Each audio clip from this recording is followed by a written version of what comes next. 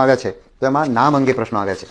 તો આપણે આ ભરતીની અંદર ઉમેદવારોનું નામ છે એ 12મા ધોરણની માર્કશીટમાં જે નામ હોય એ નામ લખવા માટેનું કહ્યું છે. અને એમાં તમારે 12મા ધોરણની છેલ્લી માર્કશીટ, એટલે કે કોઈ ઉમેદવાર 3 પ્રયત્ને 12મું ધોરણ પાસ થયા છે તો એમાં જે 3જા નંબરની માર્કશીટ છે એ માર્કશીટ મુજબ એમણે એમનું નામ લખવાનું છે. પછી કોઈક ઉમેદવારે બહુ સરસ, ઉમેદવારો બહુ સારી રીતે વિચારે છે, એટલે કોઈ ઉમેદવારે પ્રશ્ન એવો કર્યો કે જો અમે આ અમારું માર્કશીટની અંદર નામ છે અને આધાર કાર્ડનું અમારું નામ જુદું હોય અથવા તો કોઈ પણ આઈડેન્ટિટી કાર્ડનું અમારું નામ જુદું હોય અને અમે આઈડેન્ટિટી કાર્ડ સાથે પરીક્ષા કેન્દ્રમાં જઈશું તો અમને કેવી રીતે પ્રવેશ મળશે. તો એના માટે પણ અમે ઉકેલ કરી લીધો છે કે તમારા કાર્ડમાં અને તમારી 12માની માર્કશીટમાં જુદું નામ હોય તો તમારા કાર્ડની સાથે પણ માર્કશીટ લઈને જવાનું રહેશે.